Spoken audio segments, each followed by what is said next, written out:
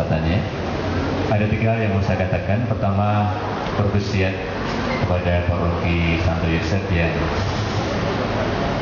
merayakan ulang tahun pertama pemberkatan gereja kita. Kemarin waktu misa Romo Kris mengumumkan bahwa ini juga perayaan ulang tahun kita. Saya langsung komentar dengan Romo Frater Diakon Tri. Frater, setahun kok kelihatan sudah tua ya gerejanya. Oke, tanya apa Romo? Lihat di atas itu. Rupanya setahun cukup untuk membuat sarang laba-laba.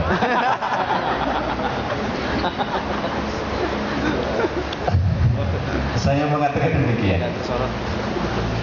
Saya kira kesempatan perayaan seperti ini menjadi kesempatan baik sekali untuk kita semua, bahwa memang bangunan yang indah perlu juga disertai sebuah perjuangan yang indah pula. Saya merasa bahwa kita sebagai umat, terutama Bapak Ibu sebagai pengurus di paroki ini, punya kepentingan besar untuk menjadikan tempat ini memang menjadikan tempat di mana kita semua merasa enak, indah beribadah di sini, tetapi juga enak, indah hidup menggereja di tempat ini.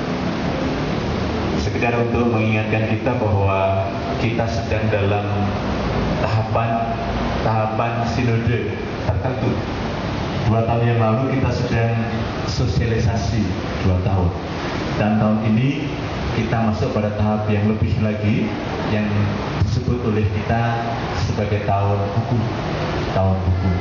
Saya berharap bahwa kita semua pengurus paroki di tempat ini, di Paroki Santo Yosef, mencoba untuk semaksimal mungkin melaksanakan itu sesuai dengan apa yang memang diharapkan oleh keuskupan kita, supaya tahun ini kita betul jadi tertib dalam segala seginya dalam hidup gereja, baik administrasinya, data umatnya, maupun juga pelayanan-pelayanan yang dibutuhkan untuk itu.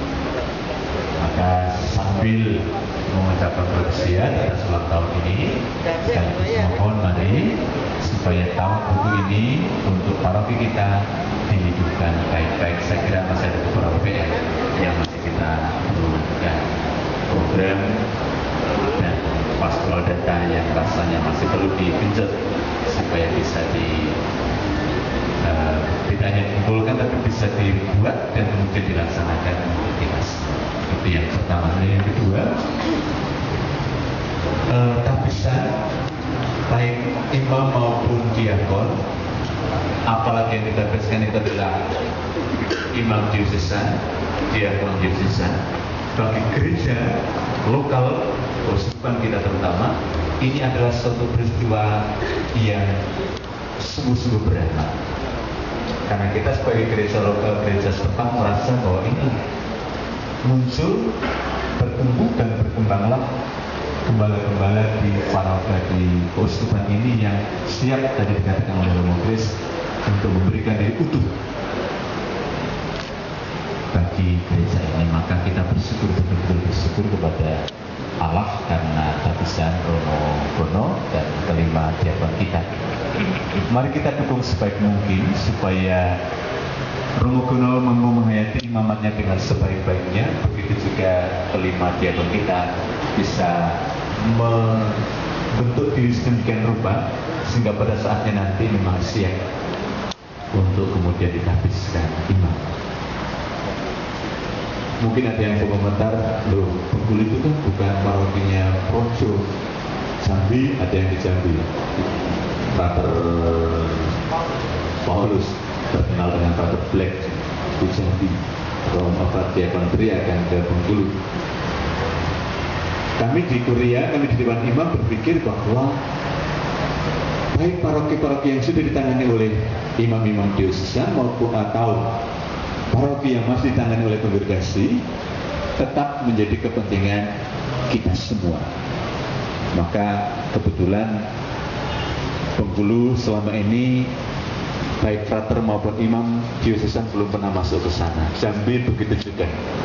Maka sudah waktunya frater-frater juga mengenal dinamika kehidupan umat di sana yang tidak.